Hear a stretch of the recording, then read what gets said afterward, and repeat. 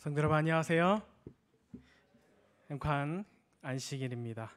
오늘도 주님께 예배하기 위하여 전을 찾으신 여러분 모두를 우리 예수님의 이름으로 환영합니다.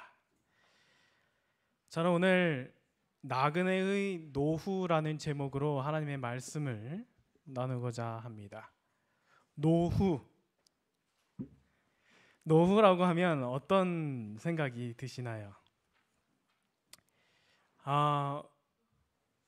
우리 이 자리에는 노후를 지금 현재 보내고 계시는 성도님도 계시고, 또 어느 분들은 노후를 준비하는 단계에 계신 분들도 계시고, 또 어떤 분들은 아직 내 노후는 멀었다라고 생각하는 분들도 계실 것입니다. 우리가 육신의 노후는 결국 시간의 흐름에 맞춰서 자연스럽게 찾아오게 되어 있습니다. 그래서 우리는 그 노후 준비라고 하죠. 그것을 얼마나 잘, 그리고 얼마나 빨리, 또 얼마나 미리 그것을 잘 준비해 나가느냐에 굉장한 관심을 기울이며 살아갑니다. 그런데 이 육신의 노후뿐만이 아니라 우리는 영적인 노후 또한 준비해 가야 한다는 것을 알고 있습니다. 육신의 노후는 시간의 흐름에 따라서 찾아옵니다. 영적인 노후도 비슷해요. 신앙의 흐름에 따라, 시간의 흐름에 따라 우리가 신앙생활을 해가면서 우리는 영적인 노후 또한 맞이하게 됩니다. 근데 중요한 것은 이 영적인 노후는 언제 완성될지 알 수 없고, 또 그 끝이 언제 날지 우리가 정확하게 예측할 수 없다라는 것이죠. 물론 육신의 노후도 마찬가지입니다.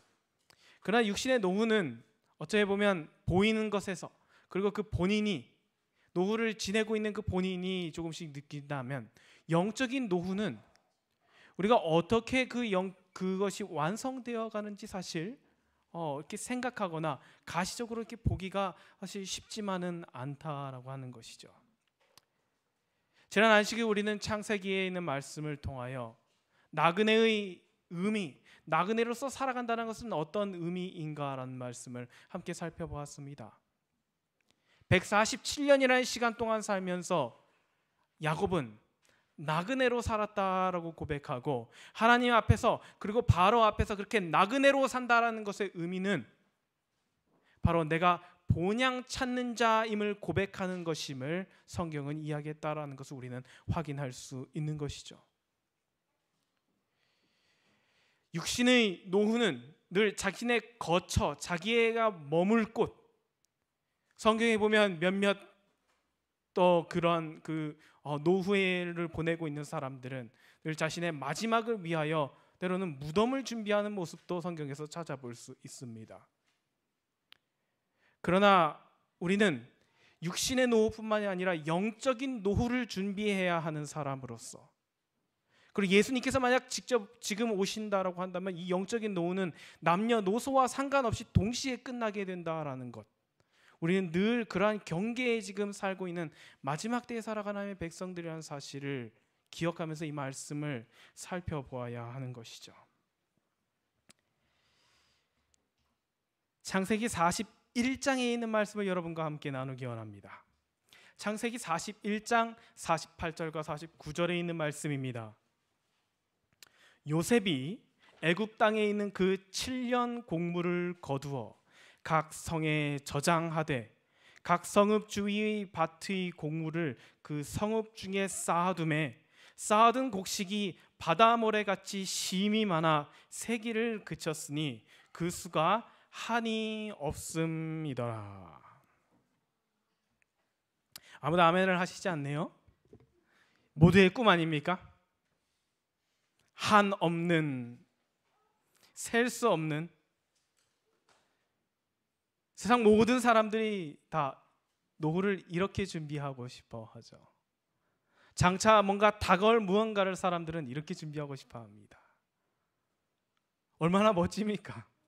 상상만 해도 웃음이 나지 않나요? 그런 준비, 그러한 대비를 하면서 살아가는 것이 이 세상의 가장 큰 사람들의 목적이고 가장 큰 기쁨이고, 그것으로 사람들은 사실 많은 안도감을 누리면서 살아가죠. 근데 이 셀 수 없이 많은 이 곡식은요, 불과 애굽이 앞선 7년 동안 애굽 땅에서 수확된 곡식의 5분의 1에 불과했어요. 5분의 4는 그럼 어디로 갔을까요? 백성들 주머니로 다 들어갔습니다. 5분의 1은 국가적 차원에서 저장하고 있는 거에 불과하고, 나머지 5분의 4는 그럼 지금 셀 수 없을 만큼의 4배가 되는 그 곡식은 지금 다 백성들이 나누어 가진 상태예요. 그런데 성경은 아주 놀라운 이야기를 합니다. 그렇게 셀 수 없이 끝없이 있을 것과 같은 그 곡식이 7년간의 기근 동안 모두 다 소진되는 것을 성경은 이야기합니다. 불과 몇 년의 기근이 그 7년 동안 사람의 보기에 끝없이 펼쳐지는, 끝없이 쌓아 있는 그 곡식을 한순간에 삼켰다라는 것을 성경은 이야기합니다. 창세기 47장, 오늘 48장에 있는 말씀을 함께 볼 텐데, 창세기 47장 13절부터 우리 함께 보도록 하겠습니다. 창세기 47장 말씀입니다. 기근이 더욱 심하여 사방에 먹을 것이 없고 애굽 땅과 가나안 땅이 기근으로 황폐하니 요셉이 곡식을 팔아 애굽 땅과 가나안 땅에 있는 모든 돈을 거두어 들이고 그 돈을 바로의 궁으로 가져가니 애굽 땅과 가나안 땅에 돈이 떨어진지라. 애굽 백성이 다 요셉에게 와서 이르되 돈이 떨어졌사오니 우리에게 먹을 거리를 주소서. 어찌 주 앞에 죽으리까. 모든 것이 지금 바닥을 드러내기 시작했습니다. 아직 기근이 끝나지도 않았어요. 기근은 더욱 심해졌다 성경은 이야기합니다. 경제가 어려워집니다. 온 백성이 실업자가 되어요. 그동안 그 끊임없이 정말 영원토록 흘러나올 것 같은 그동안 축적했던 부는 온데간데 없이 다 사라지고 다 곡식값으로 들어갑니다. 세상에서 얻은 것들이 다 원주인에게로 돌아가고 있는 것이에요. 누구 손으로요? 바로의 손으로 다 들어가는 것입니다. 오늘 창세기 47장에는 이제 더 이상 돈으로는 곡식을 살 수 없어요. 돈을 다 소진했습니다. 그러고 나서 이제 우리가 방금 읽은 이 본문의 말씀 뒤에 이어지는 이야기는 이제 이렇게 돈이 다 떨어진 백성들에게 요셉이 가축으로 이제 곡식을 사라라고 이야기합니다. 그리고 그렇게 가축으로 곡식을 사게 되고, 그러나 이제 가축마저 떨어지게 돼요. 그래서 이제 그 다음에는 땅을 주고 제 곡식을 사도록 합니다. 7년 동안 정말 흘러 넘치는 그 엄청난 부를 축적해 왔지만 7년 만에 그것이 다 누구에게로? 원주인 바로에게로 돌아가는 것을 성경은 이야기하고 있습니다. 그동안 모았던 돈도 사라지고 그동안 키워왔던 가축들도 지불하게 되고, 그 다음에 자신들의 생명이 터전인 땅마저 내어놓아야 하는 것이 이 7년의 흉년의 결과였다라는 것이죠. 이 애굽에서 일어났던 이 기근은 이 마지막 때를 살아가는 우리에게도 굉장히 큰 의미를 던져주고 있습니다. 예수님 오시기 전에 이러한 기근이 분명 찾아올 것입니다. 이것은 육적인 기근 그리고 영적인 기근 두 가지 모두 다 의미합니다.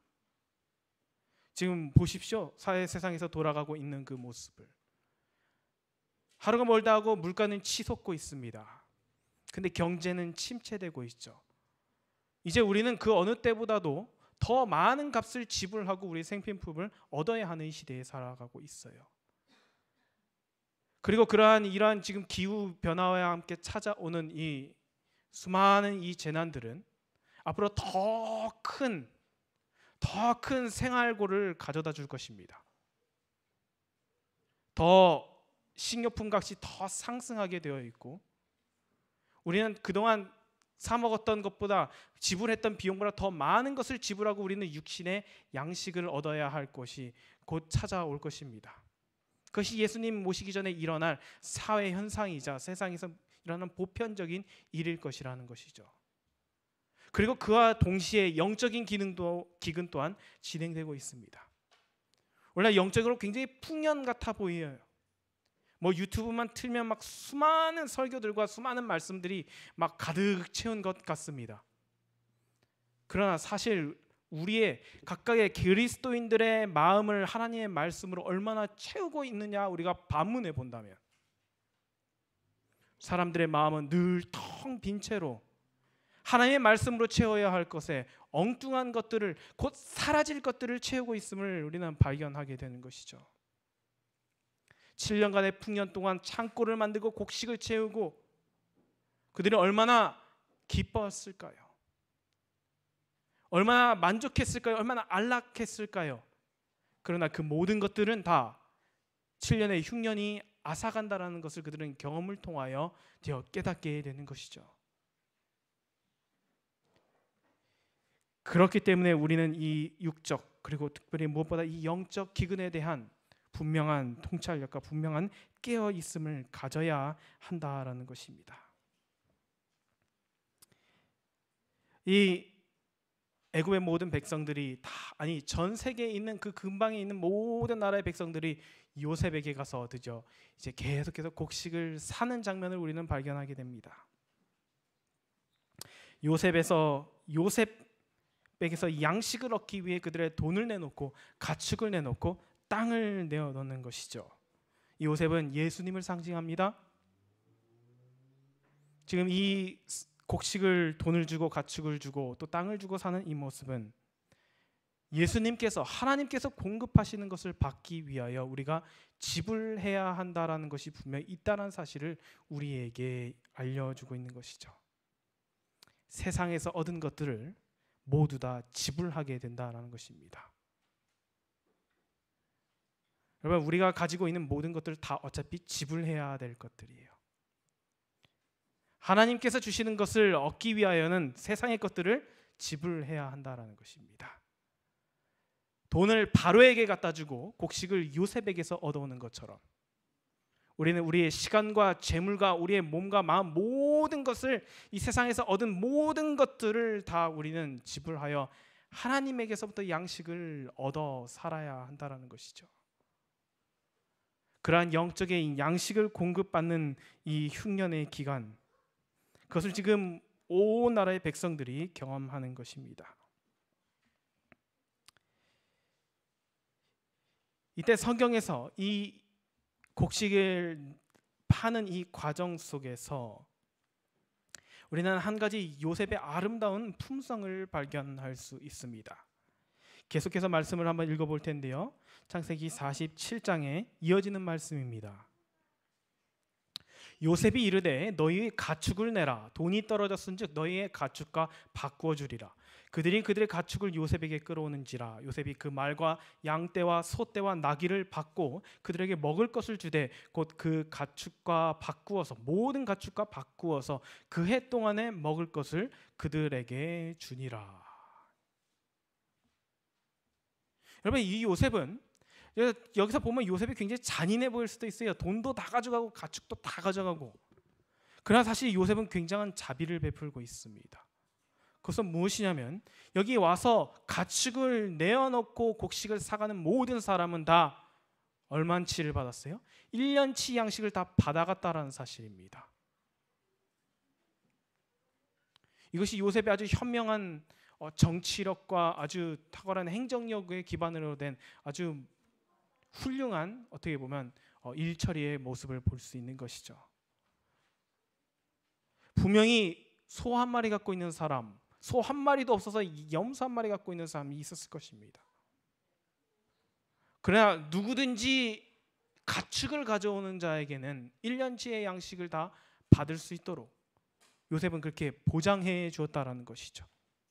이것이 요셉의 모습입니다. 이것이 예수님의 모습이, 이것이 하나님의 품성이에요. 신약 성경에 보면 하나님께서 운영하시는 포도원의 비유가 등장합니다. 그 포도원에서 일꾼을 찾아요. 근데 그 주인은 매 시간 아침부터 저녁 거의 해지기 직전까지 계속해서 시장에 나가서 일꾼을 찾습니다. 그리고 나서 마칠 때 어떻게 해요? 모두에게 한 데나리온, 그날 그들에게 필요한 품삯을 지불합니다. 그것이 하나님의 나라의 정신이고 그게 하나님의 마음이라고 하는 것이죠. 이것을 하나님의 은혜입니다. 왜냐하면 하나님께서는 우리에게 뭔가를 받으시기 위하여 또는 우리에게 일시키는 데 하나님의 목적이 있는 것이 아니라 그 주인의 목적은 뭐예요? 품삯을 주는 데에 있다라는 거예요. 필요를 공급하는 데에 있다라고 하는 것입니다. 그것이 오늘 이 요셉의 모습 속에서 발견할 수 있는 중요한 한 가지 하나님의 사랑의 품성인 것이죠.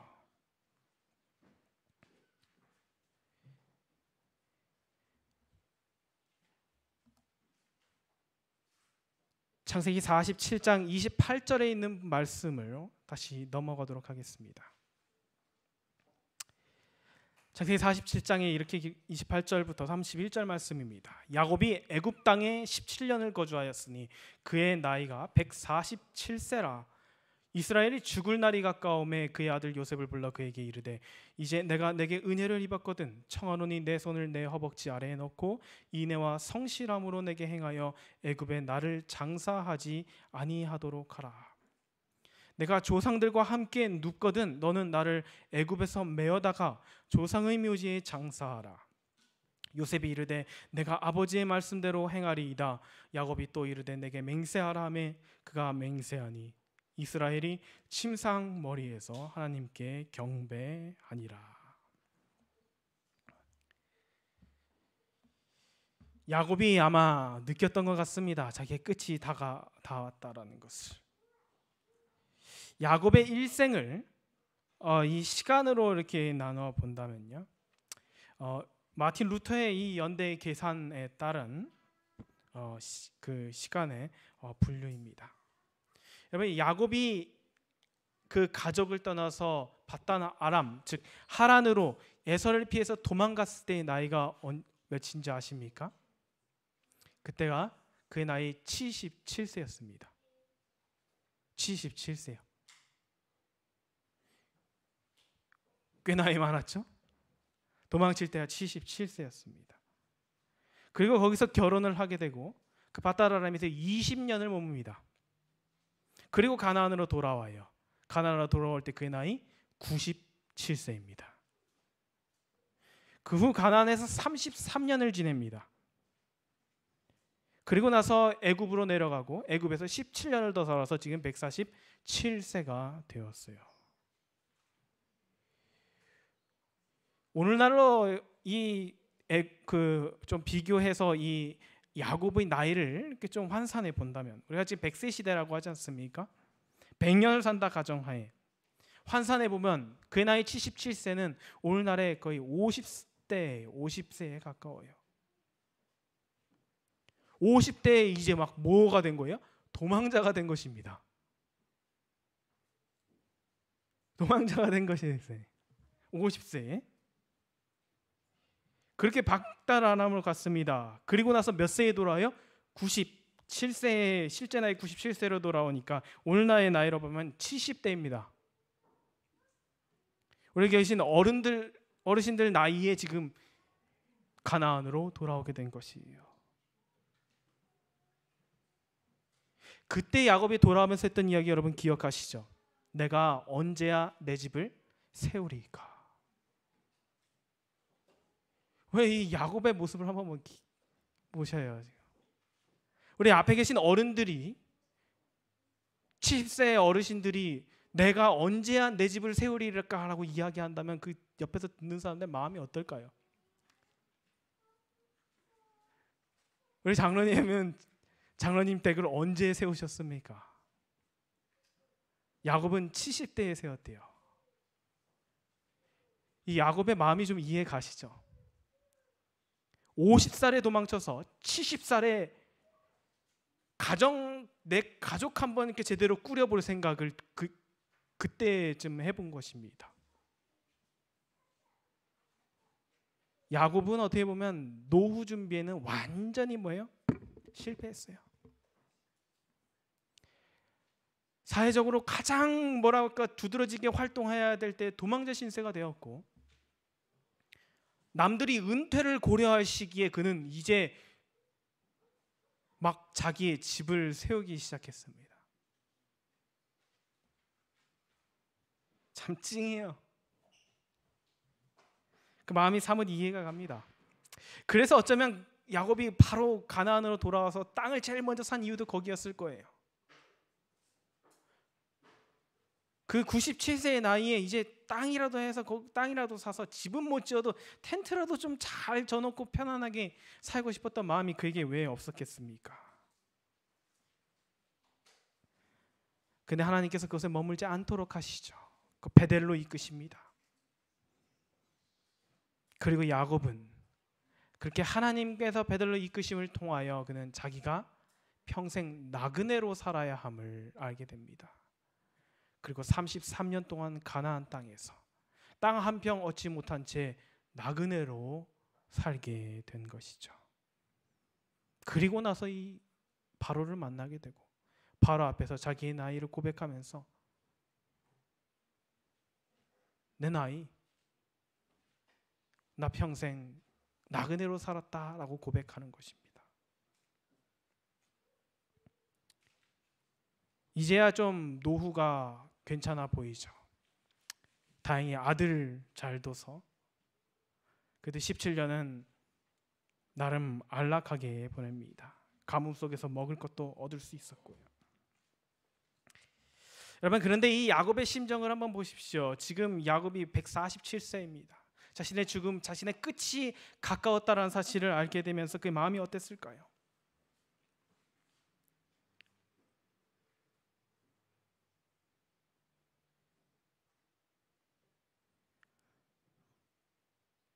우리가 흔히 그런 이야기 하죠. 내 집이 최고다라고. 그렇죠?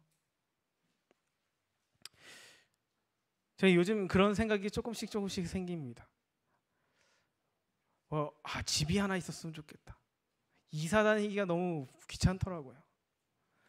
매번 집세 올린다는 소리가 무서운 시대에 지금 있지 않습니까? 그 집이 비싸거나 화려하거나 그 집이 아주 지금 사놓고 그것이 막 큰 재산으로 증식된다거나 사실 이런 거에 관심 있기보다는 더 그에 앞서서 사실 거주의 안정에 우리는 참 많은 관심이 있어요. 아마 우리 여기 계신 모든 성도님들께서 처음에 이민 오셨을 때와 그런 마음이셨을 거라고 생각합니다. 그 하나님께서 그 복을 허락하셔서 많은 분들이 거주의 안정을 찾고 살아가고 계시죠. 참 감사한 일입니다. 근데 여러분, 우리가 여기에 너무 애착을 가질 필요는 없다는 거예요. 왜요? 그 모든 것 다 어떻게 해야 합니까? 지불해야 할 것들이라는 것이죠.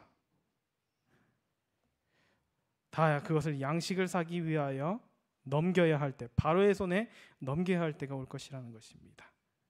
대신 하나님께서 공급하시는 양식으로만 살아야 할 때가 분명 올 것이라는 것을 성경이 이야기하는 것이죠. 야곱이 자기의 마지막을 가까움을 알게 됩니다. 그리고 요셉을 불러요.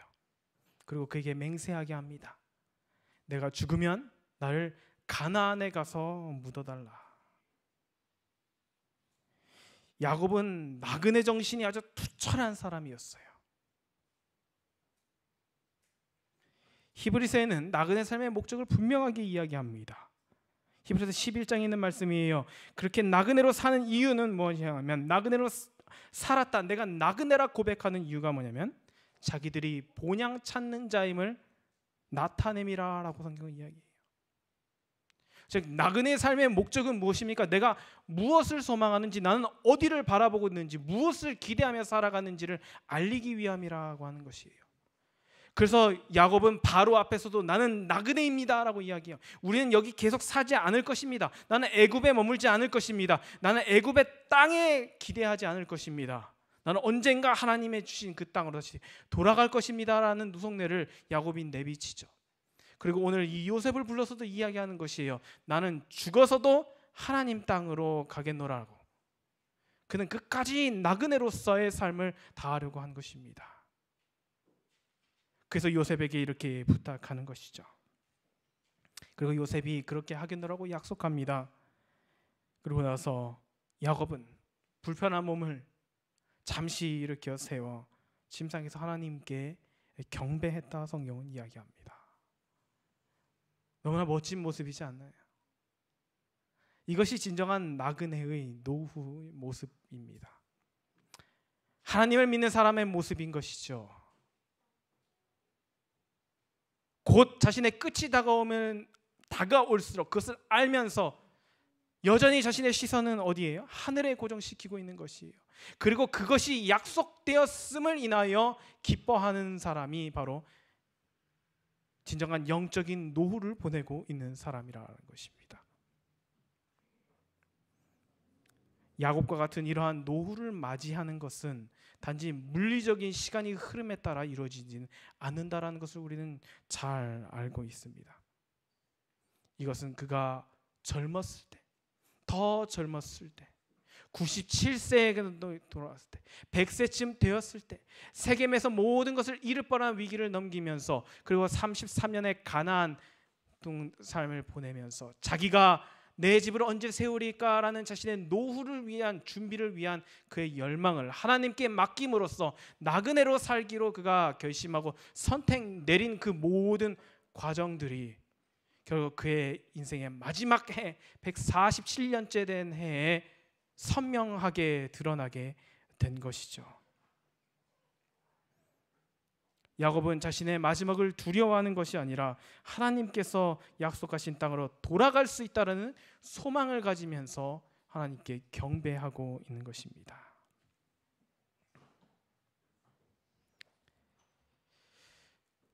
계속해서 한번 하나님 말씀 보겠습니다. 창세기 48장에 있는 말씀입니다.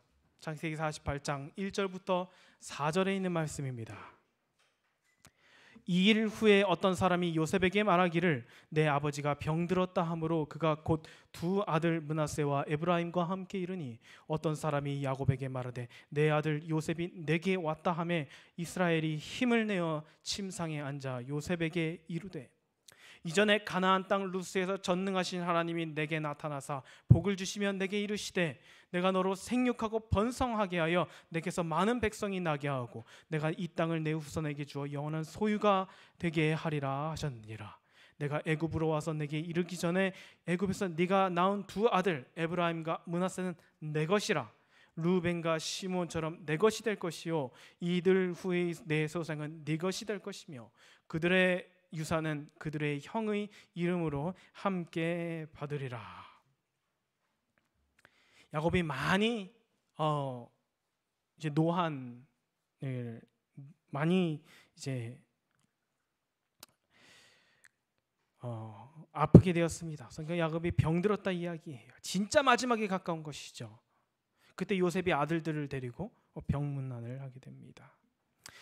이때 야곱은 마음속에 큰 고민이 하나 있었어요. 그것은 무엇이냐면 자신이 이제 죽으면 그 자신의 뒤를 이어서 즉 자신이 그 장자권을 누구에게 주느냐라는 고민에 빠지게 되었습니다. 평소 같았으면 아니 일반적으로는 루벤 장자 루벤에게 주는 것이 당연했는데 아시는 것처럼 루벤은 그의 서모 비라와 간통함으로써 그의 장자로서의 지위를 상실하게 되어요.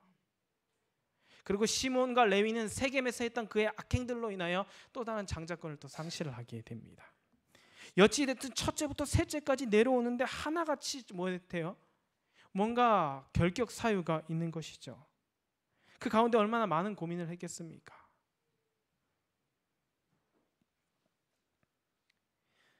당시 야곱이 물려줄 수 있는 그 장자의 권리는 세 가지가 있었습니다. 장자의 권리에 포함된 세 가지. 첫 번째는 그 가족, 그 족장으로서의 제사장 역할을 하는 것이었어요. 두 번째는 그 장자권을 물려받은 사람은 그리스도의 조상이 되게 되었습니다. 그 다음에 세 번째는 그 아버지가 물려보낸 재산에 다른 형제들에 비해 상속을 2배를 받게 되어 있었어요. 그런 권리가 주어졌습니다. 그리고 이제 그 권리를 누군가에게 주어야 할 때가 된 것이죠. 아마 야곱이 참 많은 기도의 시간을 보냈을 거예요. 왜냐하면 너무나 중요한 일이거든요. 그리스도의 조상을 택한다라는 것. 누가 그리스도의 조상이 되기에 적합할 것인지, 누가 이 가정을, 이 벌써 수백 명이 되어버린 이 족속을 누가 하나님 안에서 이끌어갈 수 있을 것인지 야곱이 많은 고민과 기도를 하는 시간을 보냈을 것입니다. 그리고 그렇다면 그 중에서 가장 이제 덜 중요한 마지막 한 가지를 먼저 상속하려고 하는 것이죠. 장자로서 그 장자권의 한 가지의 권리로서 그 이제 아버지에게서 물려받을 재산의 2배, 그 상속을 2배로 받게 되는 그 상속분을 야곱은 이제 요셉에게 주기로 결심합니다. 그래서 두 아들 므낫세와 에브라임에게 그 상속분을 골고루 나누어 줌으로써 요셉에게 그 상속의 권한을 주려고 한 것이죠. 이렇게 므낫세와 에브라임이 이제 그들의 할아버지 조부 앞에 무릎을 꿇게 되고 야곱은 그들의 머리 위에 손을 얹고 축복의 기도를 하게 됩니다. 오늘 기도의 장면이 창세기 48장 15절에서 16절에 나와 있습니다. 그가 요셉을 위하여 축복하여 이르되 내 조부 아브라함과 아버지 이삭이 섬기던 하나님, 나의 출생으로부터 지금까지 나를 기르신 하나님, 나를 모든 환난에서 건지신 여호와의 사자께서 이 아이들에게 복을 주시오며 이들로 내 이름과 내 조상 아브라함과 이삭의 이름으로 칭하게 하시오며 이들이 세상에서 번식되게 하시기를 원하나이다. 이것이 야곱의 축복 기도였습니다. 참 짧죠, 간략하죠. 그냥 모든 것이 담겨져 있습니다. 야곱이 축복 기도할 때 그가 아브람 그리고 아버지 이삭이 섬기던 하나님 그리고 나를 지금까지 기르신 하나님이라고 표현해요. 근데 사실 여러분 밑에 있는 그 영어 버전을 한번 보시면요. 그리고 히브리 원어에 보면 사실 이 한글 성경이 조금 번역이 아쉬운 점이 있다는 것을 발견할 수 있습니다. 그래서 지금 내 조부 아브라함과 아버지 이삭이 섬기던 그리고 나를 기르신 하나님, 여기서 말할 때 첫 번째 섬기던 하나님이라고 할 때 그 섬기다라는 단어는 우리가 쉽게 생각하면 serve, 그렇죠? 누군가 이렇게 섬기는 것을 의미하게 되는데 사실 이 여기서 말하는 섬기다 원어에서는 할라크라는 단어를 사용하고 있는데 그것은 뭐냐면 함께 걷다라는 뜻입니다. 그래서 영어 성경에는 뭐라고 했어요? walk라고 번역되어 있죠. 함께 걷다, 동행하다라는 것입니다. 그럼 이 말씀을 다시 조금 치환해 보면 뭐예요? 내 조부 아브라함과 아버지 이삭이 함께 하던 하나님, 그들과 함께 하시던 하나님이라고 되는 거예요. 함께 걷던 하나님, 그 하나님께 지금 이야기하고 있는 것이죠. 그러면서 나의 출생으로부터 지금까지 나를 기르신 하나님. 근데 여기서 기르시다는 말도 사실 조금 아쉽게 번역되었어요. 이 기르신이라는 히브리어 원어는 라아라는 단어를 사용하고 있는데 그것은 무슨 뜻이냐면 사귀다, 친구가 되다라는 의미를 갖고 있습니다. 이 라가 동물에게 사용되면 먹이다, 기르다라는 것인데 사람에게 사용될 때는 사귀다, 친구가 되다라는 용어로 사용된다는 거예요. 그럼 지금 나의 출생부터 지금까지 무엇에 하신 하나님이에요? 기르시기도 마찬가지예요. 기르셨죠. 그러나 거기에 덧붙여서 뭐예요? 나의 친구가 되어주신 하나님, 나와 사귀어주신 하나님, 나와 교제하신 하나님. 이것이 나그네 길의 참된 의미라는 것입니다. 나그네 길은 평생 친구와 함께 배낭여행하는 것 같은 거예요. 지금 야곱은 자신의 그 삶을 돌아보면서 그리고 자신의 아버지의 그게 조부의 그 모습과 그 신앙들을 보면서 그것을 무엇이라고 표현하고 있냐면 우리는 함께 하나님과 걸었다. 주님께서 나와 함께 걸어오셨다. 나는 주님과 함께 걸었다라는 것으로 지금 회상하고 있는 것입니다. 그리고 그렇게 해주신 하나님께서 다시 한번 그들과 함께 걸어서 약속의 땅 가나안으로 가시기를 기대하면서 지금 이러한 축복의 기도를 드리는 것이죠. 이 기도를 할 때 한 가지 이상한 점을 발견하게 돼요. 요셉이. 그러면 요셉의 장자는 므낫세였습니다. 그리고 에브라임은 차남이었죠. 그런데 이 야곱이 원래는 장자를 오른손, 그래서 장자의 머리에 오른손을 얹고 차자의 머리에 왼손을 얹게 되어 있어요. 그런데 그래서 이제 요셉이 그렇게 아이들을 무릎 꿇게 했더니 야곱이 손을 교차해 갖고 안수를 합니다. 야곱이 그러니까 에브라임 차남을 지금 뭐예요? 장남처럼 여기는 거예요. 그래서 요셉이 이야기합니다. 아버지, 이 아이가 장남입니다. 손을 바꾸어 하십시오라고 이렇게 이야기해요. 그때 야곱이 요셉에게 이렇게 대답합니다. 그의 아버지가 허락하지 아니하며 이르되 나도 안다. 내 아들아, 나도 안다. 그도 한 족속이 되면 그도 크게 되려니와 그의 아우가 그보다 큰 자가 되고 그의 자손이 여러 민족을 이루리라. 그날에 그들에게 축복하여 이르되 이스라엘이 너로 말미암아 축복하기를 하나님이 내가 에브라임 같고 므낫세 같게 하시리라 하며 에브라임을 므낫세보다 앞서 세웠더라. 우리는 이 말씀 속에서 오래전 한 일을 떠올릴 수 있습니다. 거의 100년 전에 있었던 일이죠. 야곱이 이삭에게 축복을 받을 그때를 우리는 떠올릴 수 있습니다. 이삭이 이걸 못했어요. 그렇죠? 하나님께서는 야곱에게 오른손을 얹고 에서에게 왼손을 얹으라고 이야기하셨는데 이게 안 되는 것입니다. 이삭이 마음에서 이게 안 되는 거예요. 그래서 자기 뜻대로 어떻게 해요? 이렇게 안수를 하려고 하다 보니까 가족이 큰 불행이 찾아오게 되고 오랫동안 헤어짐과 슬픔 속에서 살아가게 되었던 것이죠. 이걸 못 받아들여서 가정에 그 모든 문제들이 생기게 된 것입니다. 근데 야곱은 그런 아버지의 모습을 통해서 어쩌면 배웠던 것 같아요. 그 야곱이 뭐라면 나도 안다 이거예요. 나도 알아요. 그리고 오늘 이렇게 이야기하는 아버지에게 요셉은 다시 반문하지 않습니다. 요셉도 이걸 받아들여요. 다 알죠. 므낫세가 장남인 걸 누가 모릅니까? 원래 그렇게 해야 하는 것을. 근데 못해요? 하나님께서 그렇게 하라 하셨으니까 손을 교차하여 안수하고 축복하는 것입니다. 오늘 우리가 살펴볼 나그네의 노후의 마지막 장면은 바로 이것입니다. 이것이 오늘의 마지막 장면이에요. 야곱은 비록 몸은 병들고 이제 곧 마지막 순간을 맞이해야 할 상황까지 왔지만 그의 영적인 분별력은 여전히 깨어있음을 우리는 확인할 수 있습니다. 더욱더 선명하게 하나님의 뜻을 볼 수 있었던 것이에요. 그래서 나도 안다, 알아요.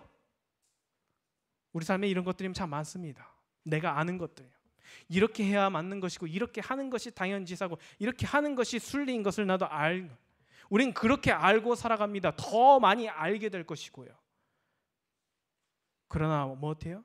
하나님께서 손을 교차하라고 이야기하실 때 야곱은 그런 하나님의 마음을 알았기 때문에 자신의 아는 것을 포기하고 하나님께서 말씀하신 대로 하나님의 뜻대로 하기를 결심하게, 그렇게 결정을 내리게 되는 것입니다. 이제 말씀을 정리하면서 오늘 나그네의 노후, 이것은 물리적 시간의 흐름을 이야기하는 것이 아니라 우리의 시간이 끝나기 전에 하나님 앞에 얼마나, 그리고 우리 영적인 성숙도가 얼마나 되었는지를 이야기하는 말씀이라는 것을 여러분 기억하시게 되실 간절히 소망합니다. 이것은 얼마나 오래 살았는지에 비례하지 않아요. 이것은 얼마나 잘 살았는지, 얼마나 준비를 잘 해왔는지에 비례하지 않습니다. 이것은 우리가 어떻게 하나님의 말씀에 반응하며 살아왔는지에 달려있다라는 사실이에요. 150년, 200년을 살아도 늘 이거를 못하는 사람들이 있는 반면에 야곱은 평생을 이 갈등으로 살아왔습니다. 그렇죠? 이 갈등, 레아냐 라헬이냐 요셉이냐 다른 형제들이냐, 계속 이 갈등에 살고 있다가 마침내 그의 노후의 끝에서는 그는 마침내 하나님의 뜻을 온전히 순종할 만한 믿음의 노후를 보내게 된 모습을 우리는 말씀을 통해서 확인할 수 있는 것이죠. 이 노후는 남녀노소 가릴 것 없이 모두 준비해야 되는 노후입니다. 우리 계신 어르신들부터 또 어린 아이들의 이르기까지 우리 교회가 이런 노후를 잘 준비하는 교회가 되기를 간절히 소망합니다. 우리 주님 곧 오십니다. 주님 오시기 전까지 우리는 손을 교차해서 놓을 줄 아는 그런 노후를 보낼 수 있는, 그런 영적인 시간을 보낼 수 있는 하나님의 자녀로서 살아가야 하는 것입니다. 예전에 노사연 씨가 불렀던 노래 가사 중에 이런 말이 있어요. 저는 이 표현만 딱 좋아합니다. 우린 늙어가는 것이 아니라 익어가는 것이다 라는 가사가 있었어요. 그게 굉장히 제 마음에 와닿더라고요. 우린 늙어가는 것이 아니라 하나님 안에서 성숙되어 가야 한다는 것이죠. 영적인 성숙, 우리 품성의 열매가 익어가는 것, 이것이 모두 나그네 된 자로서 바라보아야 할 노후가 된다는 사실을 마음속에 기억하시면서 우리 하나님 안에서 영적인 노후를 준비해 가시는 저와 여러분 되길 바라면서 오늘 말씀을 마치겠습니다.